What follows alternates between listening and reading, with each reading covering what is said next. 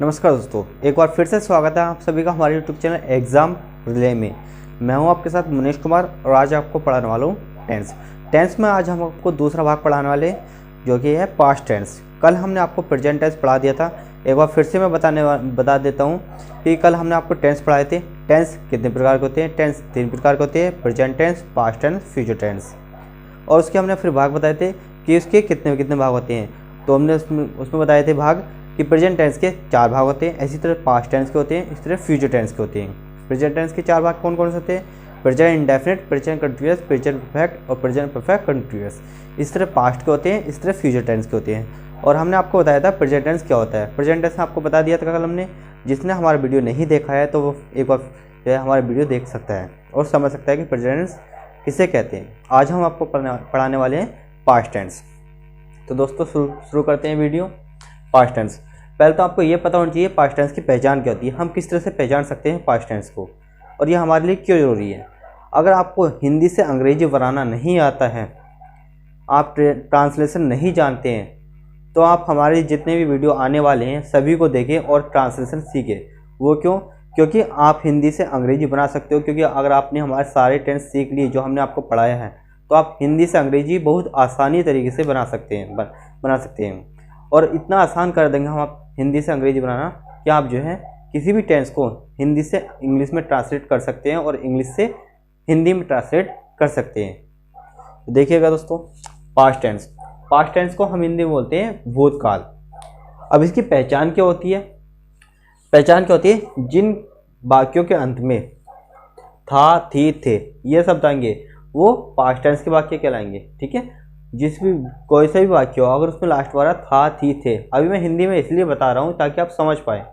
मैं direct English में ही बता सकता था, इसके साथ टेंस के एरर बता सकता था, टेंस को बता सकता कि टेंस क्या होता है, लेकिन मैं आपको हिंदी में समझा रहा हूँ ताकि आप समझ पाएँ और आसानी से सीख पाएँ।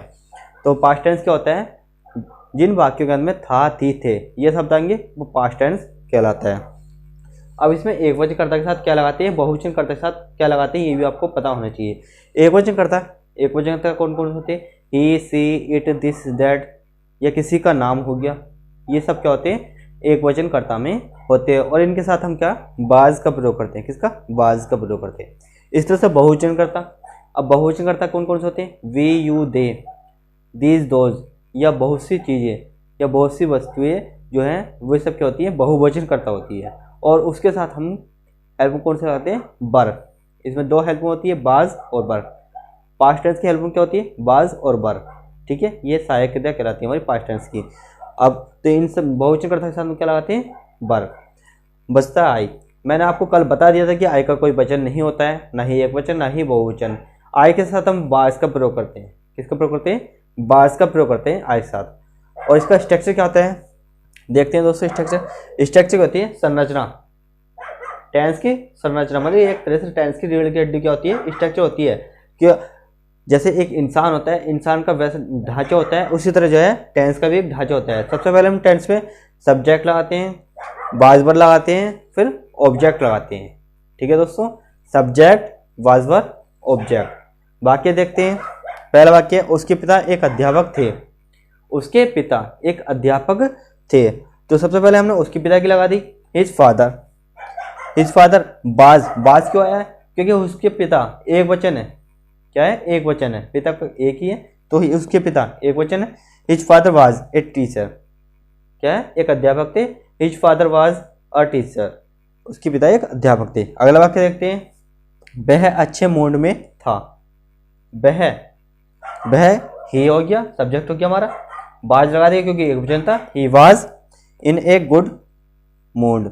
वह अच्छे मूड में था। इस तरह से अगला वाक्य देखते हैं, मैं गलती पर था या मैंने गलती की थी। इस तरह से कह सकते हैं हम, मैं गलती पर था या मैंने गलती की थी। तो सबसे पहले मैं की लगाएंगे आई के साथ क्या लगाएंगे? बाज इन द रोंग। मैं गलती पर था या मैंने गलती की थी। आगे देखते हैं, बे मेरे मित्र थे। बे अब बहुवचन आ चुका है तो बे के अनुसार बे के साथ हम क्या लगाएंगे? वर। हमने स्ट्रक्चर बता रखा है। सबसे पहले सब्जेक्ट लगा दिया हमने वे की क्या होती है? दे। बाज में से वर आ चुका क्योंकि बहुवचन था। ऑब्जेक्ट हमारा माय फ्रेंड्स, मेरे मित्र। ऐसे अगला है, बे सुस्त थे। तो बे की आगे दे, वर लेजी। ठीक है दोस्तों, ऐसे ही वे मेरी किताबें थी, those were my books, those were my books. ठीक है दोस्तों, तो सबसे पहले हम दोज सब्जेक्ट लगा दिया, फिर क्या हमने वाज वर में से वर लगा दिया क्योंकि बहुवचन है, बहुत सारी किताबें हैं, और माई बुक्स ऑब्जेक्ट हो चुका है। तो उम्मीद करता हूँ ये सही टेंस आपको समझ में आ चुके होंगे। इस तरह से अब जो है अब इसके निगेटिव वाक्य देखते हैं।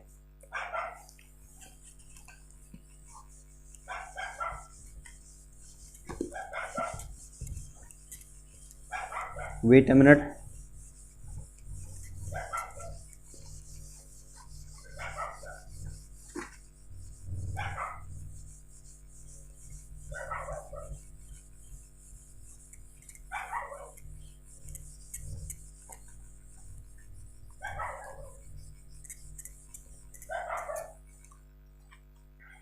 निगेटिव वाक्य।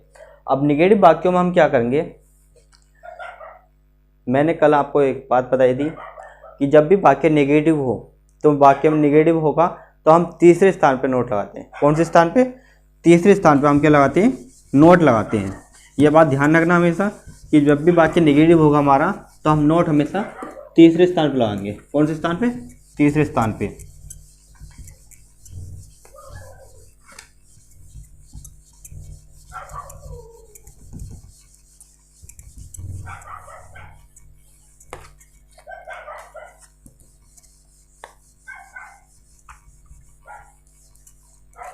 देखते हैं structure.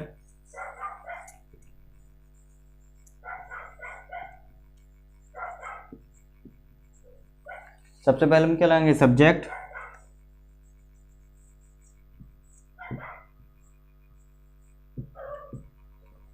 Plus was verb plus note plus object.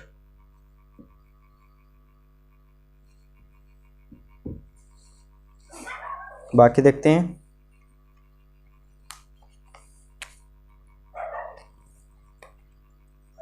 मैं घर पर नहीं था। बाकी हमारा मैं घर पर नहीं था, तो सबसे पहले सब्जेक्ट लगाएंगे। सब्जेक्ट क्या? मैं की कोई आई के साथ क्या लगाएंगे? वाज, नॉट स्थान पर आ गया, एट होम। मैं घर पर नहीं था। इस तरह से अगला वाक्य बनाते हैं हम।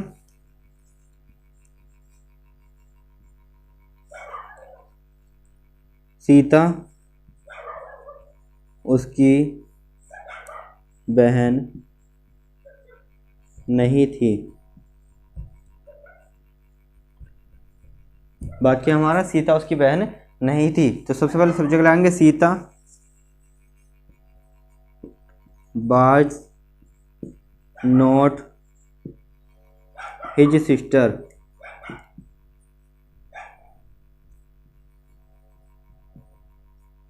सॉरी,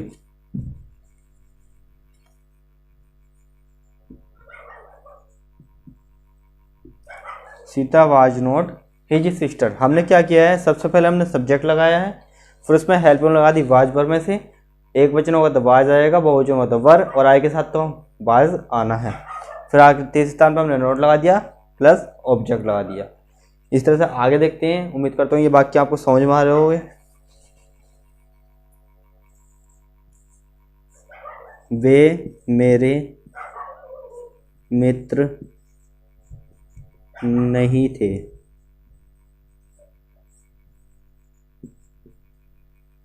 तो सबसे पहले हम वे की लाएंगे। They were not my friends. They were not my friends. उम्मीद करता हूँ ये वाक्य आपको समझ में आएंगे। हमने क्या किया है? सबसे पहले सब्जेक्ट लगा दिया है और वे हमारा बहुवचन था तो इसके अनुसार वर आ गया है, नॉट स्थान पर आ चुका है, माई फ्रेंड्स ये ऑब्जेक्ट आ चुका है। इस तरह से हम देखते हैं इंट्रोगेटिव फर्स्ट टाइप। अब क्या आते हैं हमारे? Interrogative first type. Interrogative first type में क्या होगा? यदि वाक्य क्या से शुरू होगा तब। मैं आपको ज़्यादा वाक्य नहीं करवा रहा हूँ क्योंकि आप इस आसानी से इन सब वाक्यों को बना सकते हो सिंपल टेंस।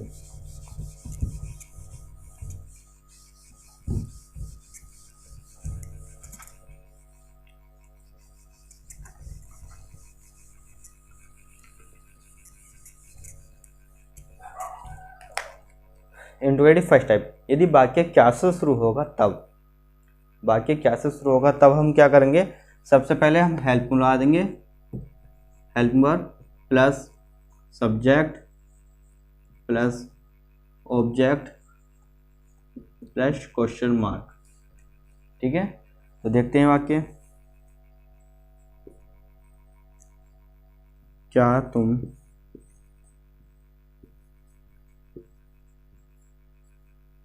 अमीर थे, सॉरी क्वेश्चन मार्क आएगा।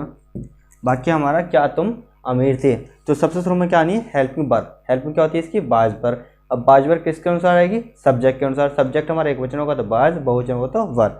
तो सब्जेक्ट हमारा बहुवचन है तो वर आ जाएगी, were you rich question mark. इस तरह से अगला वाक्य देखते हैं,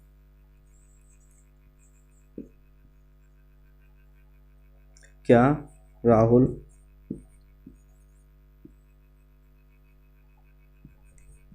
अध्यापक था, क्या राहुल अध्यापक था। तो सबसे शुरू में क्या आ चुका है, तो क्या आ चुका है, तो हम सब्जेक्ट के अनुसार हेल्प लगाएंगे। सब्जेक्ट हमारा राहुल है, एक वचन है तो बाज आ जाएगा हमारे यहाँ पे, वाज राहुल आर टीचर।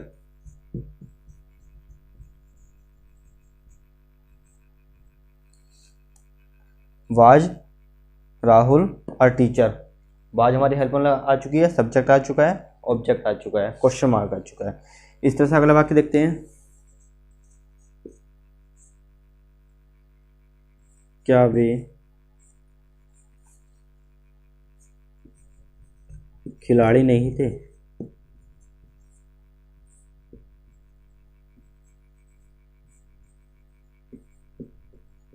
वाक्य हमारा नेगेटिव है। मैंने आपको बता दिया वाक्य अगर नेगेटिव होगा तो नोट हमेशा तीसरे स्थान पर आएगा। चौथे स्थान पर नोट तब पहुंचेगा जब वाक्य के बीच में कोई प्रश्नवाचक शब्द दिया होगा तब, पर नोट तीसरे स्थान पे आना है। तो बाकी नेगेटिव है, तीसरे स्थान पर हमें नोट लगाना है, बाकी वैसा वैसे ही बनना है। वे हमारा बहुवचन है तो इसके अनुसार हेल्प आ जाएगी हमारी वर, वर दे नोट लेयर्स, वर दे नोट लेयर्स। ठीक है, सबसे हमने पहले क्या किया, हेल्प में वर, सब्जेक्ट हमारा ये दे, बाकी नेगेटिव था, तीसरे स्थान पर नोट आ चुका है, और ऑब्जेक्ट लेयर्स क्वेश्चन मार्क। ठीक है दोस्तों, उम्मीद करता हूँ ये वाक्य आपको समझ में आ गए होंगे। आगे देखते हैं इंट्रोगेटिव सेकंड टाइप।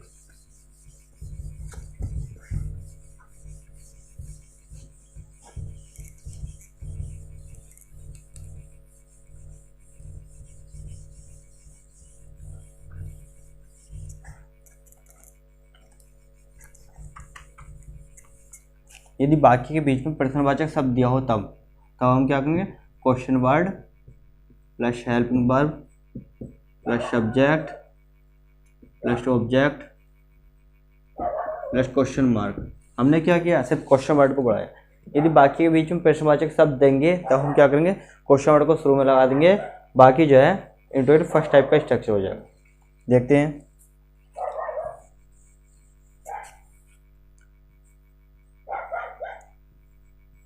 राम कौन था,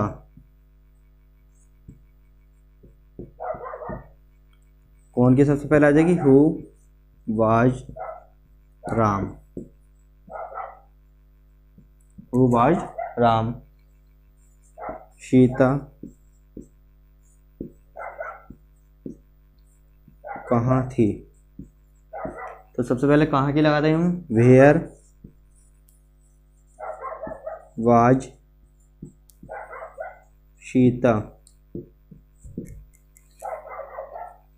वेयर वाज सीता। मोहन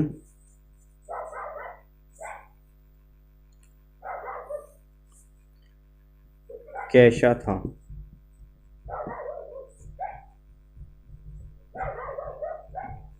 तो कैसा आ चुका है बाकी के बीच में प्रश्नवाची शब्द है। तो सबसे पहले हम कैसे लाएंगे, how was Mohan. How was Mohan.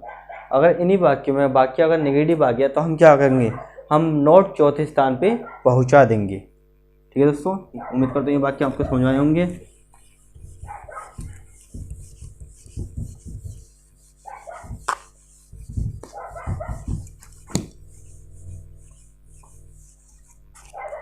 देखते हैं, वे यहाँ क्यों नहीं थे। वे यहाँ क्यों नहीं थे, वाक्य हमारा वे यहाँ क्यों नहीं थे। सबसे पहले क्यों के लगाएंगे, क्योंकि क्यों हमारा प्रश्नवाचक शब्द है। क्यों, तो क्यों क्या आएगी, why were they note here. ठीक है, why were they note here. इस तरह अगला वाक्य देखते हैं,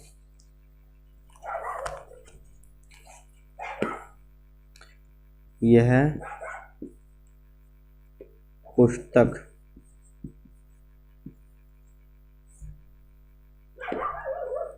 किसकी थी।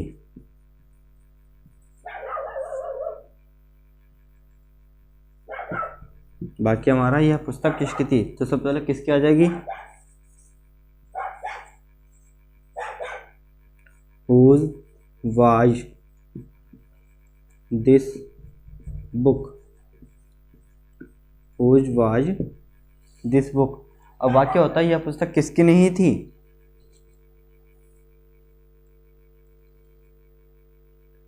तो हम क्या करते हैं, यह पुस्तक किसकी नहीं थी, वाक्य हम क्या करते हैं, नोट चौथे स्थान पर लगाते हैं, whose was not this book, whose was this not book।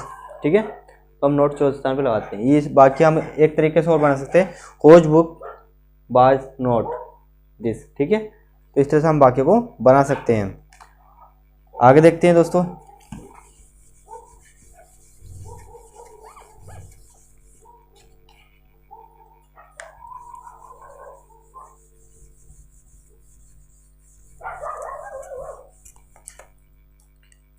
Mohan घर पर क्यों नहीं था।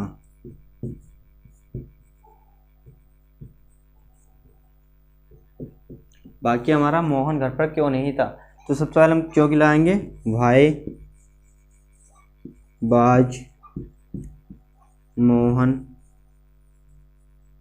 Not at home, question mark. बाकी हमारा मोहन घर पर क्यों नहीं था। तो सबसे पहले हमने क्यों की लगा दी, वाई, हेल्प में आ गई हमारी वाज, सब्जेक्ट हमारा मोहन, नॉट नेगेटिव चौथे स्थान, बाकी जो है सेकंड टाइप था, इस नोट चौथे स्थान पर आ गया है, ऑब्जेक्ट एट होम। तो दोस्तों उम्मीद करता हूँ ये सभी वाक्य आपको समझ में आए होंगे और ये पास्ट टेंस आपको अच्छे तरीके से समझ में आ गया होगा। अगर आपको ये वीडियो अच्छी लगी है तो चैनल को लाइक, शेयर और सब्सक्राइब करना ना भूलें। फिर से मिलते हैं एक नई वीडियो के साथ कल। धन्यवाद।